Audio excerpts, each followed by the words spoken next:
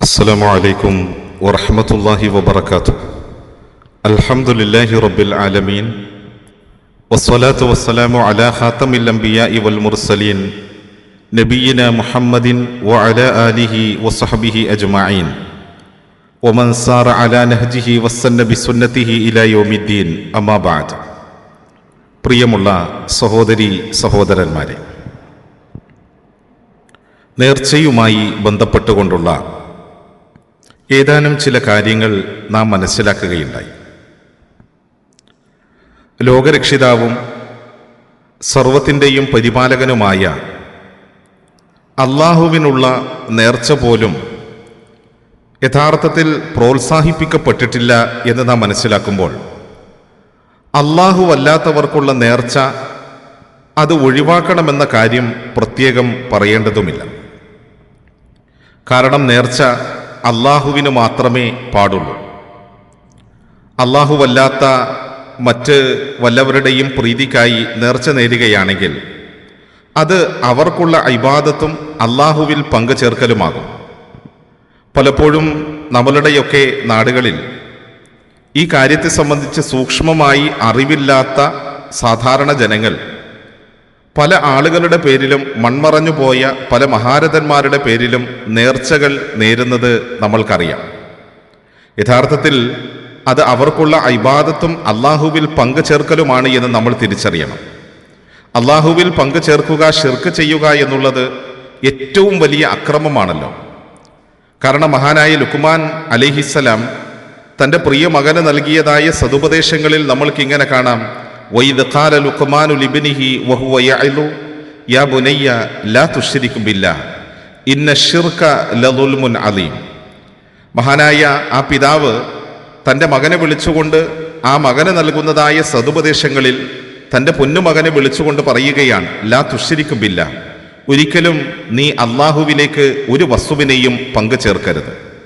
കാരണം അള്ളാഹുവിലേക്ക് പങ്കു ചേർക്കുക എന്നുള്ളത് ഏറ്റവും വലിയ അതിക്രമമാണ്. അത് മാത്രവുമല്ല, മനുഷ്യനെ സംബന്ധിച്ചിടത്തോളം മനുഷ്യ ജീവിതത്തിൽ സംഭവിക്കുന്ന ന്യൂനതകളും കുറവുകളുമെല്ലാം പ്രപഞ്ചരക്ഷിതാവായ അള്ളാഹു മാപ്പ് നൽകിയേക്കാം. പക്ഷേ അറിഞ്ഞുകൊണ്ട് കരുതിക്കൂട്ടി നാം അള്ളാഹുവിൽ പങ്കു ചേർക്കുമ്പോൾ, ശിർക്ക് ചെയ്യുമ്പോൾ, അത് അള്ളാഹു സുബ്ഹാനഹു വ തആല പുറത്തു തരികയില്ല.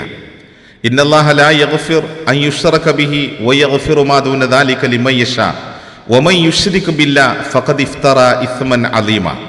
അള്ളാഹു വിശുദ്ധ ഖുർആനിലെ സൂറത്തുൻ നിസാ എന്ന അധ്യായത്തിലെ 48-ാമത്തെ വചനത്തിൽ പറയുകയാണ്: തീർച്ചയായും അള്ളാഹു അവനിലേക്ക് പങ്കു ചേർക്കുന്നത് പുറത്തു തരികയില്ല. അതിനു പുറമേയുള്ളത് അവൻ ഉദ്ദേശിക്കുന്നവർക്ക് പുറത്തു കൊടുക്കുകയും ചെയ്യും. ആരെങ്കിലും അള്ളാഹുവിൽ പങ്കു ചേർത്താൽ വലിയ വമ്പിച്ചതായ ഒരു വ്യാജമാണ് അവൻ ചമച്ചു കൊണ്ടുവരുന്നത് എന്ന് അല്ലാഹു തആല ഉണർത്തുകയാണ്. അത് മാത്രവുമല്ല, അങ്ങനെ ചെയ്യുന്ന ആളുകളെ സംബന്ധിച്ചിടത്തോളം ഇന്നഹു മൻ യുശ്രിക് ബില്ലാഹി ഫഖദ് ഹറമല്ലാഹു അലൈഹിൽ ജന്നത വമഅവാഹു നാർ. അങ്ങനെ അള്ളാഹുവിലേക്ക് ഏതെങ്കിലും ഒരു വസ്തുവിനെ പങ്കു ചേർക്കുന്നവരുടെ മേൽ അള്ളാഹു അവൻ്റെ അനുഗ്രഹമാകുന്ന സ്വർഗത്തെ നിഷിദ്ധമാക്കുകയും നരകം അവരുടെ സങ്കേതമാക്കുകയും ചെയ്യുമെന്നുകൂടി അള്ളാഹു ഉണർത്തുകയാണ്. അഥവാ നമ്മളെ സൃഷ്ടിക്കുകയും സംരക്ഷിക്കുകയും പരിപാലിക്കുകയും ജീവിതത്തിൻ്റെ ഓരോ കാര്യങ്ങളും അതർഹിക്കുന്ന നിലയിൽ നിർവഹിച്ചു തരികയും ചെയ്യുന്ന കാരുണ്യവാനായ റബ്ബിനെ വിട്ടുകൊണ്ട്, അവൻ്റെ പ്രീതിയും പൊരുത്തവും കളഞ്ഞുകൊണ്ട് നാം അവൻ്റെ സൃഷ്ടികളെയും അവൻ്റെ പടപ്പുകളെയും ഒക്കെ ആരാധ്യ വസ്തുക്കളാക്കി, അല്ലെങ്കിൽ അള്ളാഹുവിന് നൽകേണ്ടുന്നതായ ആരാധനകൾ ആ ഒരു മേഖലകളിലേക്ക് നാം തിരിച്ചുവിടുകയാണെങ്കിൽ നമുക്ക് സംഭവിക്കാൻ പോകുന്ന ദുരന്തങ്ങൾ ഇതൊക്കെയാണ് എന്നാണ് വിശുദ്ധ ഖുർആനിലൂടെ അല്ലാഹു തആല നമ്മളെ പഠിപ്പിക്കുന്നത്. അപ്പോൾ ഒരിക്കലും നേർച്ചയിൽ അള്ളാഹു അല്ലാത്തവരുടെ പേരിലുള്ളതായ നേർച്ച നാം നിർവഹിക്കാൻ പാടില്ല എന്ന് സാരം. ഇനി അതുപോലെ തന്നെ സാധാരണഗതിയിൽ നമ്മൾക്കറിയാം, നമ്മളുടെ ഇടയിൽ നേർച്ചകൾ നടക്കുമ്പോൾ 2 നിലയിലുള്ളതായ നേർച്ചകളാണ് സാധാരണ മനുഷ്യർ ഉദ്ദേശിക്കാറുള്ളത്. ഒന്നാമത്തേത് പ്രത്യേകമായ നിലയിലുള്ളതായ ചില വ്യവസ്ഥകൾ വെച്ചുകൊണ്ടുള്ളതായ നേർച്ച. അഥവാ ഒരാളൊരു രോഗിയാണ്. അപ്പോൾ ചില ആളുകൾ പറയും, ഈ രോഗം മാറുകയാണെങ്കിൽ ഞാൻ ഇന്ന കാര്യം ചെയ്യാമെന്ന്. അല്ലെങ്കിൽ മറ്റു ചില സന്ദർഭങ്ങളിൽ ചില ആളുകൾ പറയും, എൻ്റെ വ്യാപാരത്തിൽ, എൻ്റെ കച്ചവടത്തിൽ അഭിവൃദ്ധി കുറവാണ്, അപ്പോൾ ഒരു 5 ലക്ഷം രൂപയുടെ കച്ചവടം നടന്നാൽ ഞാനൊരു 5000 രൂപ ഇന്നതുപോലെ നേർച്ച ചെയ്തേക്കാം, അല്ലെങ്കിൽ ഇന്നതുപോലെ ചെയ്യാം എന്ന് പറയാറുണ്ട്. യഥാർത്ഥത്തിൽ നമ്മളിവിടെ മനസ്സിലാക്കേണ്ടുന്നത് ഇത് വളരെ മോശമായ ഒരു പ്രവണതയാണ്.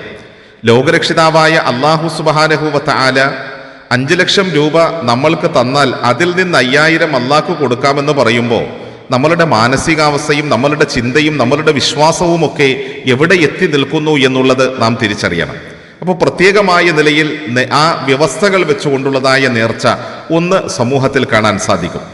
അതുപോലെ തന്നെ ഈ വ്യവസ്ഥകളൊന്നും വെക്കാതെയും ചില ആളുകൾ നേർച്ച നേരാറുണ്ട്. ഞാൻ പടച്ചവനെ ഇന്നതുപോലെ ഇന്ന കാര്യം ഞാൻ നിർവഹിച്ചു കൊള്ളാം, എൻ്റെ പ്രയാസങ്ങൾ മാറ്റിത്തരണമേ, നന്മ നൽകണമേ എന്നൊക്കെയുള്ളതായ ചിന്തയിൽ നിന്ന് ഉണ്ടായിത്തീരുന്നതായ നേർച്ച. യഥാർത്ഥത്തിൽ നമ്മൾ മനസ്സിലാക്കേണ്ടുന്നത് വ്യവസ്ഥകൾ വെച്ചുകൊണ്ടുള്ള നേർച്ച അനുചിതമാണെന്നും പ്രത്യേകിച്ച് വ്യവസ്ഥ വെക്കാതെയുള്ളതായ നേർച്ച അനുവദനീയമാണെന്നും പണ്ഡിതന്മാർ പറഞ്ഞിട്ടുണ്ട്. എല്ലാ നേർച്ചയും അനുചിതമാണ് എന്ന് പറഞ്ഞ പണ്ഡിതന്മാരുമുണ്ട്. അങ്ങനെ വിവിധങ്ങളായ അഭിപ്രായങ്ങൾ ഈ ലോകത്ത് ഇസ്ലാമിക പണ്ഡിതന്മാരുടെ ഇടയിൽ നമ്മൾക്ക് കാണാൻ സാധിക്കും. പക്ഷെ ഒരു കാര്യം നമ്മൾ തിരിച്ചറിയുക, മഹാനായ റസൂലുള്ളാഹി സ്വല്ലല്ലാഹു അലൈഹി വസല്ലമ തങ്ങൾ പറഞ്ഞതായി അബൂ ഹുറൈറ റളിയല്ലാഹു തആല അൻഹുവിൽ നിന്ന് നിവേദനം ചെയ്യപ്പെടുന്ന ഒരു ഹദീസുണ്ട്. അതിൽ അള്ളാഹുവിന്റെ റസൂൽ പറഞ്ഞു, ലാ തൻദുറു ഫഇന്ന നദറ ലാ യുഗ്നി മിനൽ ഖദ്രി ഷൈഅൻ വഇന്നമാ യുസ്തഖ്റജു ബിഹി മിനൽ ബഖീൽ. നിങ്ങൾ നേർച്ച നേരണ്ട. തീർച്ചയായും നേർച്ച ഖദറിൽ നിന്നും യാതൊന്നും അധീനപ്പെടുത്തില്ല. അഥവാ അള്ളാഹുവിൻ്റെ വിധിയെ ഏതെങ്കിലും നിലയിൽ തടഞ്ഞു നിർത്താൻ വേണ്ടിയിട്ടാണ് നേർച്ച ചെയ്യുന്നതെങ്കിൽ അങ്ങനെ ഒരു കാര്യം സംഭവിക്കുകയില്ല. ഇനി അതുമൂലം ഉണ്ടായിത്തീരുന്ന ഒരു ഗുണമെന്ന് പറയുന്നത് വഇന്നമാ യുസ്തഖ്റജു ബിഹി മിനൽ ബഖീൽ, ഒന്നും ചിലവഴിക്കാതെ നിർബന്ധ ദാനം പോലും കൊടുക്കാതെ പിടിച്ചു വച്ചിരിക്കുന്ന ആളുകൾ നേർച്ച അതിൻ്റെ പേരിൽ അയാളുടെ പക്കൽ നിന്ന്, ആ പിശുക്കൻ്റെ പക്കൽ നിന്ന് ധനം പുറത്തെത്തുമെന്ന് മാത്രം. ഇതാണ് റസൂലുള്ളാഹി സ്വല്ലല്ലാഹു അലൈഹി വസല്ലമ തങ്ങൾ ഈ കാര്യത്തെക്കുറിച്ച് പറഞ്ഞിട്ടുള്ളത് എന്ന് നാം തിരിച്ചറിയുക. അഥവാ ഇത് അത്രത്തോളം പ്രോത്സാഹനജനകമല്ല എന്നും അതുകൊണ്ട് പ്രത്യേകിച്ച് ഏതെങ്കിലും നന്മകൾ നമ്മൾക്ക് നേടിയെടുക്കാൻ കഴിയും, അതുകൊണ്ട് അതിനു വേണ്ടിയിട്ട് നേർച്ച നേരാം എന്നൊക്കെയുള്ളതായ ചിന്തകൾക്ക് പ്രത്യേക പ്രസക്തിയൊന്നുമില്ല എന്നാണ് ഈ വചനങ്ങളിൽ നിന്നൊക്കെ നമുക്ക് മനസ്സിലാക്കാൻ സാധിക്കുന്നത്. അള്ളാഹു അനുഗ്രഹിക്കട്ടെ. അസ്സലാമു അലൈക്കും വറഹ്മത്തുള്ളാഹി വബറകാതുഹു.